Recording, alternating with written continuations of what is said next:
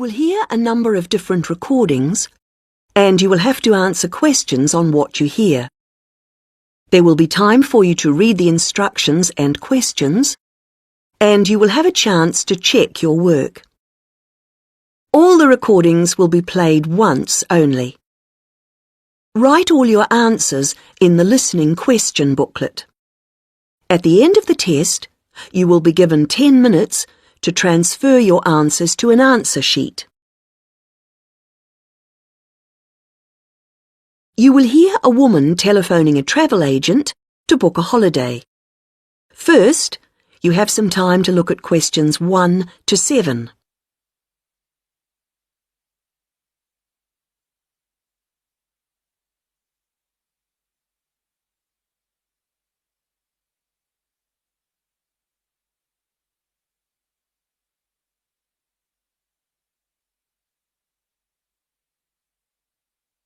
You should answer the questions as you listen, because you will not hear the recording a second time.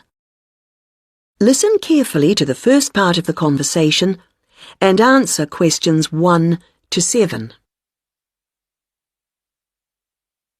Hello, you're through to Go Travel. This is Darren speaking. How may I help you today? Hello, I'm calling to book a holiday. Great. May I take your name, please? Yes, it's Greaves, Anna Greaves. Is that G-R-E... No, Grieves, and Anna is with double N. Right. Thank you, Anna. Now, we're delighted you've called us. Can I ask where you heard about us?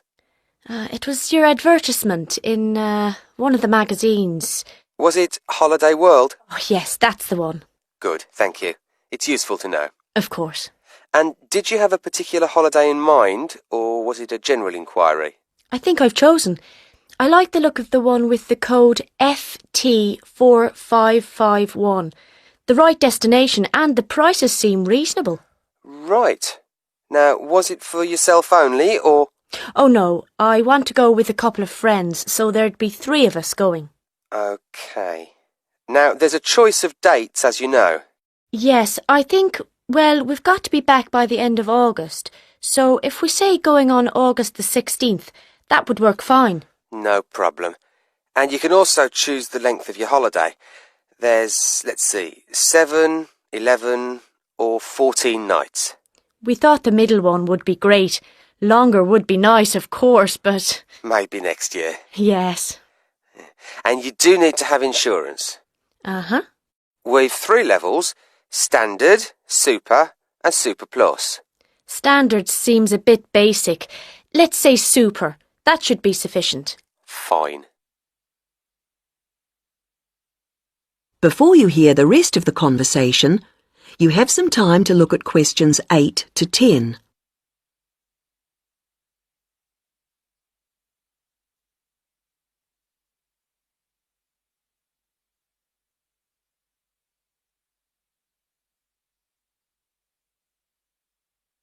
Now listen and answer questions 8 to 10. Well, that's all good so far, and the availability's OK. Have you looked through the list of options? They're in the advertisement. I have, and I've got the list here. Some of them do seem a good idea. Which ones would you like to take? In terms of the hotel, the offer of picnic lunches, we'd leave that. We'd rather go to cafes. I think a balcony for the room is a must. It's so nice to sit out, enjoying the view. Oh, yes. And then the trips. I think we'll pass on the night bus one. I never really enjoy the commentaries. And museums aren't really my sort of thing, to be honest, any more than dances. Uh-huh. But I like practical things, so I think the demonstration of local arts could be fun. Yes, I would think so. And then in terms of getting out of town, going up the river on a boat sounds delightful, and I wouldn't want to miss that.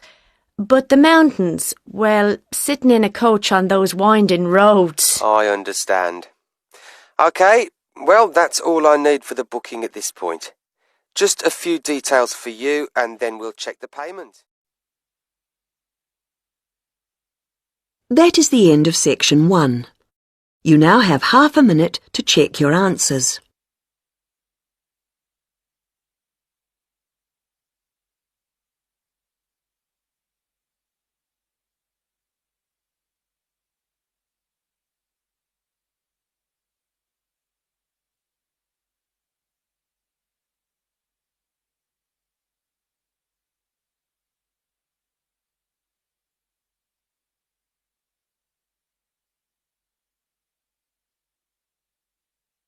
You will hear a talk about Run Well, a charity that raises money by organising running races. First, you have some time to look at questions 11 to 17.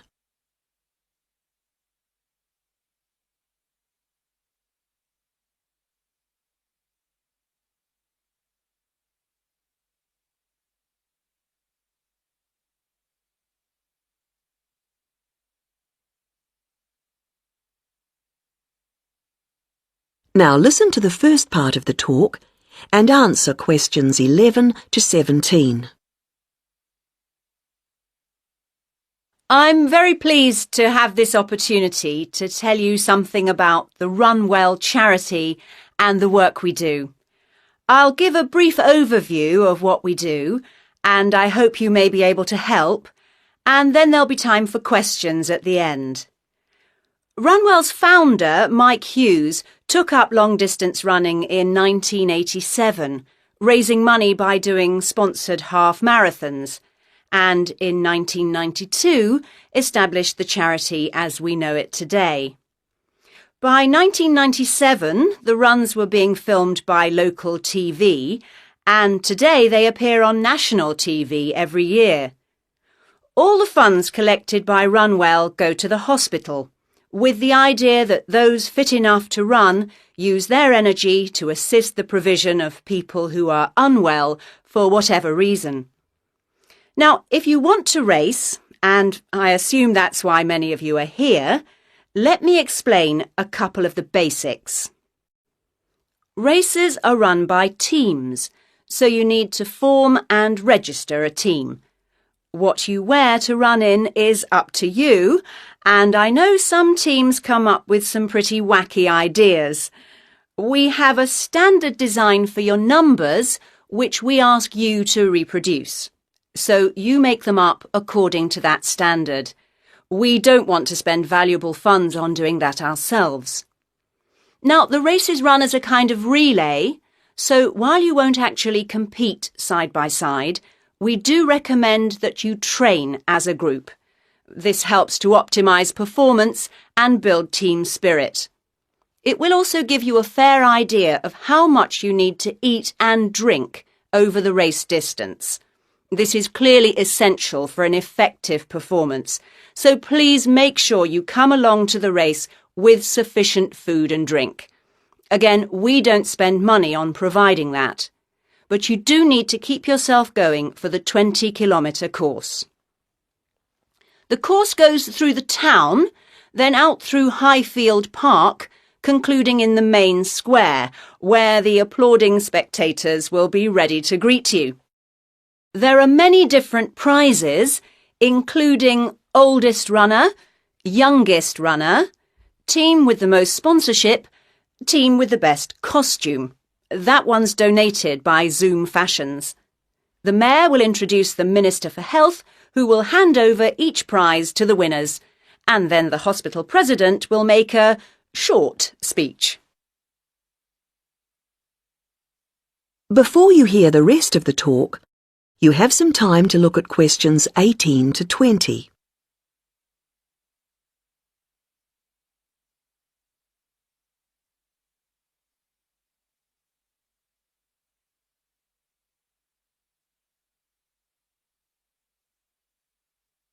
Now listen and answer questions 18 to 20. OK, that's the big race. But I know there are many people who don't feel they are up to running a 20-kilometre race, but who would nevertheless like to raise money for Run Well. Over the years, we've had experience of many ways of trying to collect money, some very successful, others less so. Now, of course, 20 kilometres is too far for children to run. But there was a sponsored swimming event at the local school last year, and that did very well. People have also tried to organise food-based events, such as selling homemade cakes and bread and so on at the market. And there was a large picnic arranged in 4 bright gardens, although these events failed to justify the efforts put into them, though I'm sure they were very tasty. These days, so many people are out at work all day that going from house to collect money isn't very effective. But it is possible to raise useful funds by selling small promotional items, such as badges with the Run Well motif on them. We're currently checking to see if postcards, perhaps showing the race's winners each year, might also be a good idea or not. We do appreciate the efforts that have gone into selling second-hand goods, but to be honest, the returns have not been very high on this. One very dedicated group organised a team quiz recently, which went very well, and it would be good to see more such activities. There's also been talk of a concert, but we'll have to see how plans for that progress. Now, are there any questions at this stage? That is the end of section 2. You now have half a minute to check your answers.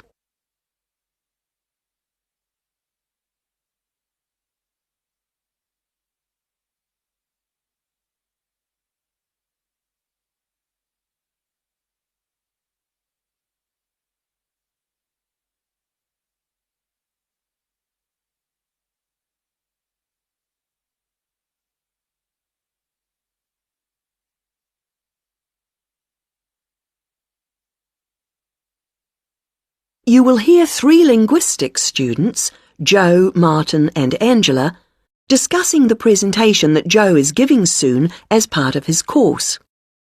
First, you have some time to look at questions 21 to 26.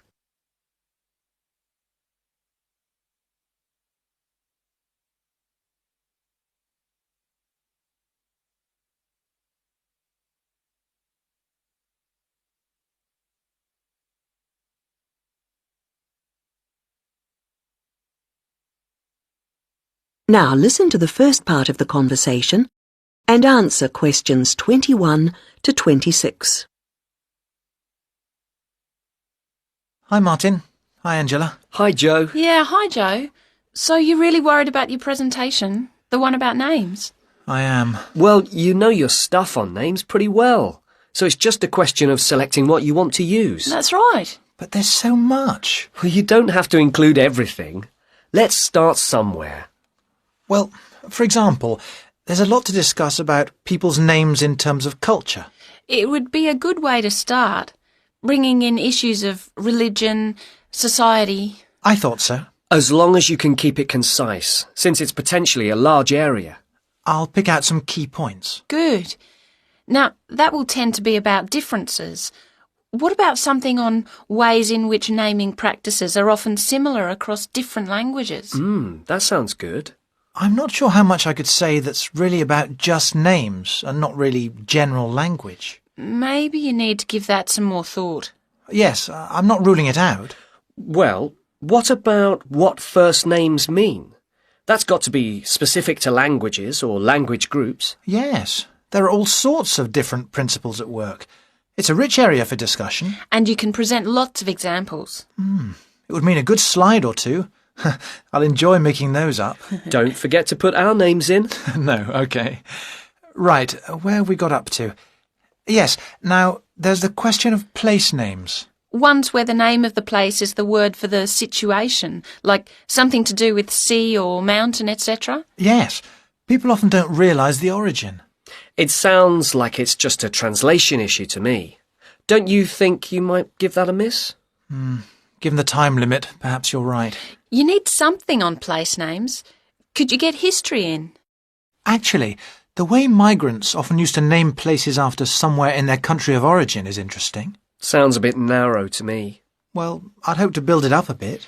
Perhaps you should make a final decision on that later. OK, I'll see how the rest of it goes first. Is that the lot? No, there's still country names, the origins of those. I think that's an interesting area. Yeah, because it's something we often don't think about. It'd be a way to bring in various aspects. History, certainly. I could project a map of the world and have people match the original meanings to the countries. Well, that seems to be a foregone conclusion. Fine. Yes, I'm feeling clearer already. Now you have some time to look at questions 27 to 30.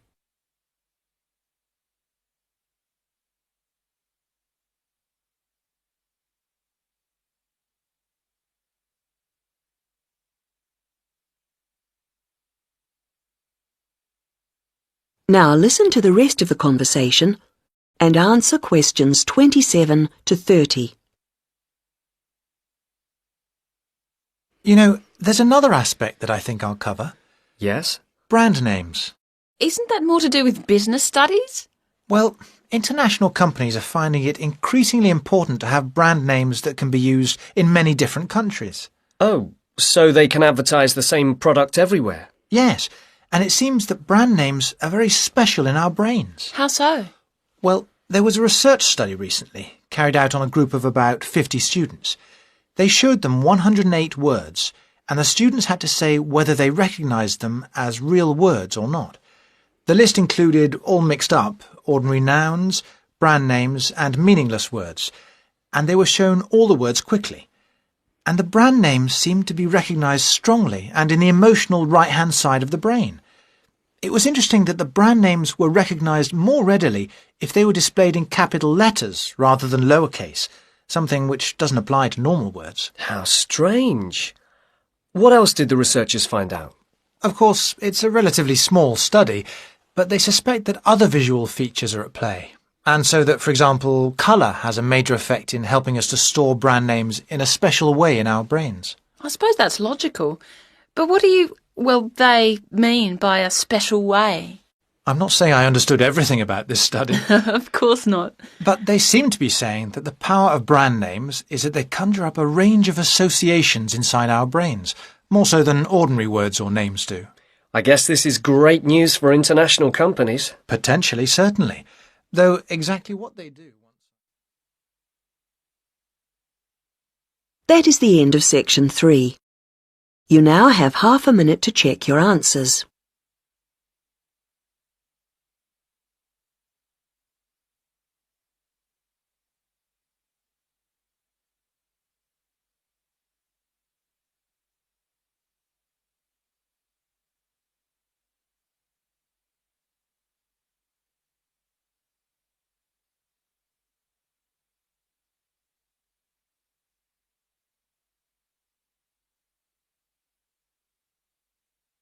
You will hear part of a lecture about balloons and airships.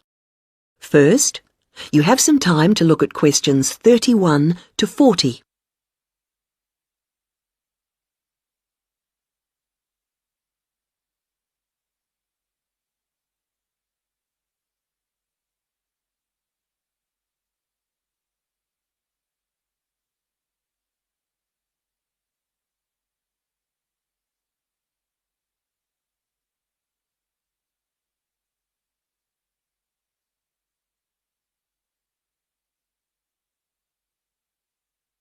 Now listen to the lecture and answer questions 31 to 40.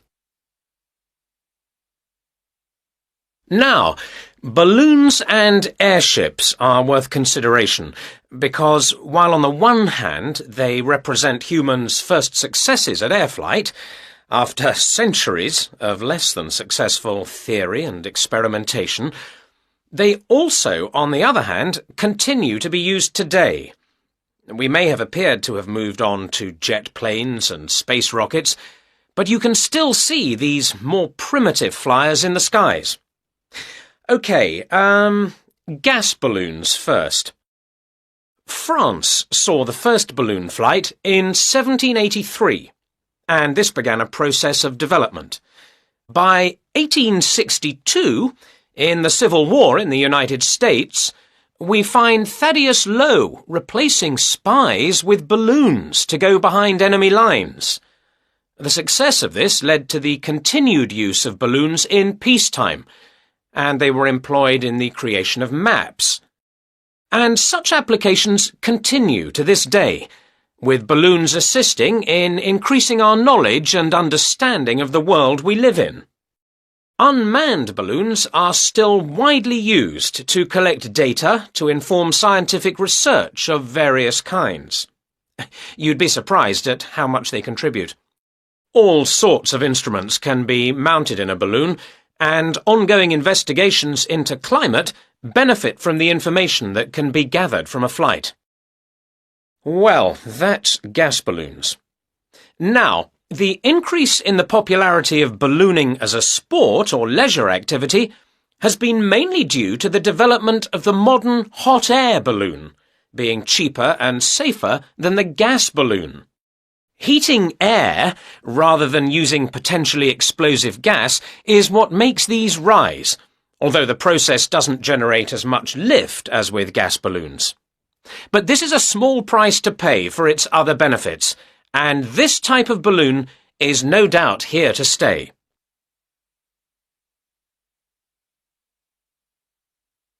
Airships are also fairly old in their origins. The idea for a balloon that could be powered and steered was first published in France in 1784, although 1852 was the date of the first successful airship flight. The first airships, like the first aircraft, didn't provide any weather protection for their crew, so it must have been rather uncomfortable up there. But designs continued to develop in sophistication. It was realized that the ships would drift about if they weren't strengthened, and that to work effectively, they would have to have a framework. Once designs started incorporating this, flights became longer and more reliable. Airships were deployed for various uses in the First World War, and once peace returned, designers began to turn their attention to ambitious plans for regular intercontinental flights. However, in the 1930s, this program more or less came to an end. For one thing, the speed and popularity of airliners meant that the airship appeared superseded. They just couldn't compete. And as if that weren't enough in itself, another factor in the decline of the airship was an alarming number of crashes, and this, of course, put people off. Nevertheless, several countries have continued to build smaller airships for various uses, such as naval observation or publicity purposes. In fact, their popularity seems set for a slight revival, and in the past few years there has been renewed attention paid to the possibility of using them to transport cargo. Who knows? Maybe the 21st century will be the age of the airship. Now, if you look at your handouts, you'll see that I've included some information. That is the end of section 4. You now have half a minute to check your answers.